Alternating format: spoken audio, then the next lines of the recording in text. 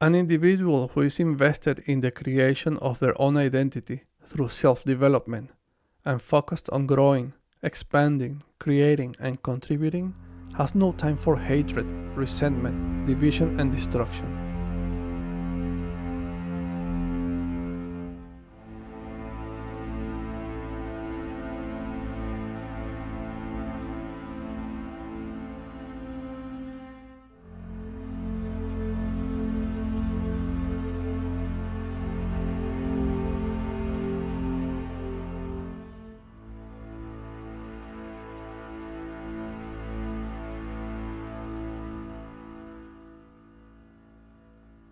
Having an opinion about the Israel-Palestine conflict is extremely difficult, because regardless of your position, you will always be both wrong and right.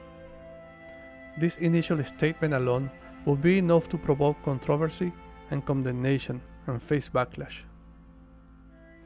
This conflict has been going on for decades to no end, and we still fail to recognize the real problem. The same issue that most of the conflicts we face today have in common.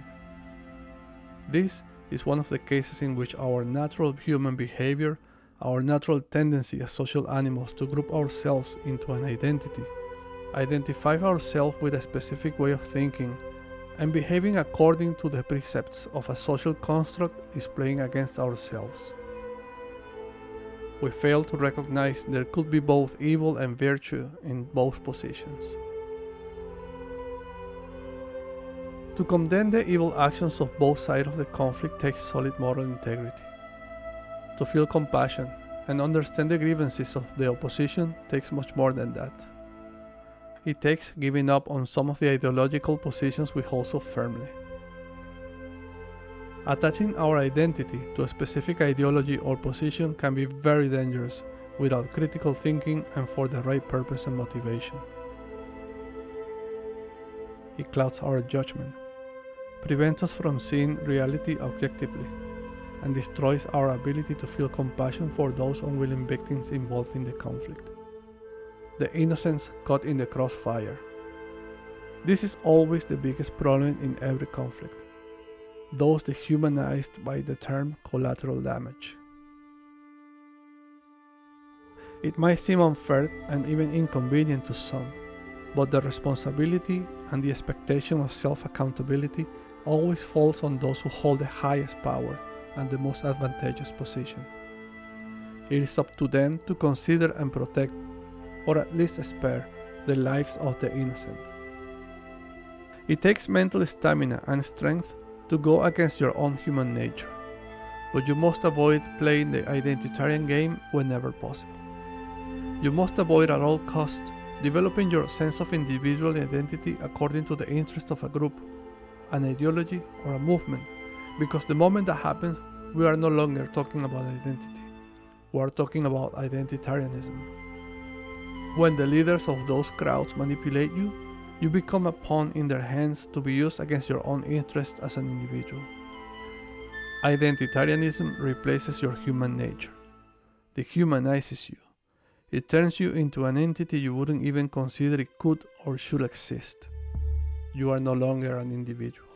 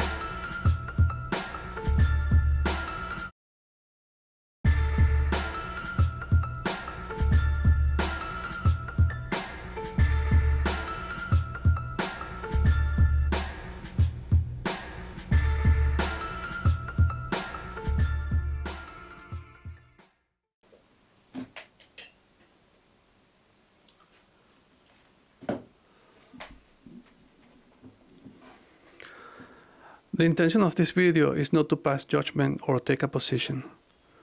I don't feel I have the experience or the information to do so. My intention was to point out the dangers that exist when you confuse identity with identitarianism. There are a lot of ideologies and a lot of movements that are pernicious for us as a society and as individuals. You don't need an ideology to be a functional member of a society.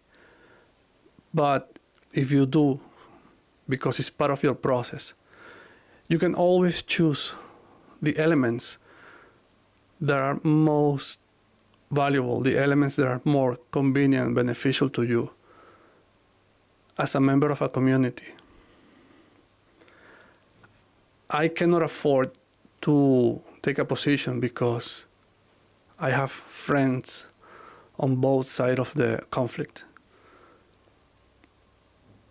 Regardless of the conflict we're talking about, Israel versus Palestine, Ukraine and Russia, I have dear, dear friends who are Arabs, who are Jews, who are Ukrainian, Russian. So I don't feel I have the moral high ground to take a position. The only position that I feel I can take is considering the lives of the innocent people. At the end of the day, that's what it matters. That's the only thing that matters. That's the only thing that is important. And to move forward, trying to understanding what are the grievances of other people. I'm not opposed to anyone, and I'm not supportive of anyone. Each of those movements, each of those ideologies have their own positions to protect and defend. When we cross the line into using innocent children, women, elderly, as pawns to manipulate for our causes, that's when we cross the line. That's when we must stop.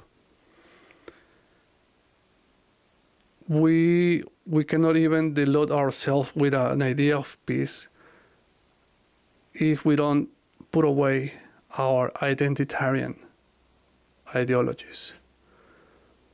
And that is not up to us, it's up to the leaders. And not to be pessimistic, but I don't see that happening anytime soon.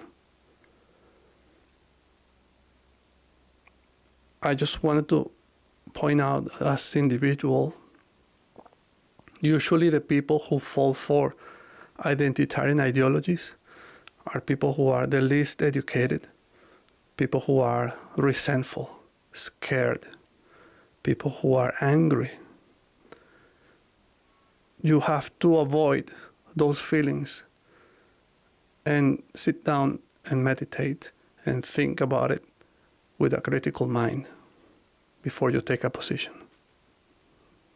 I hope this video is received with the intention that it was made, and it serves or contributes somehow to the cause of finding peace and resolution. If you find this information useful, consider sharing this video and supporting this channel. It is very important to me.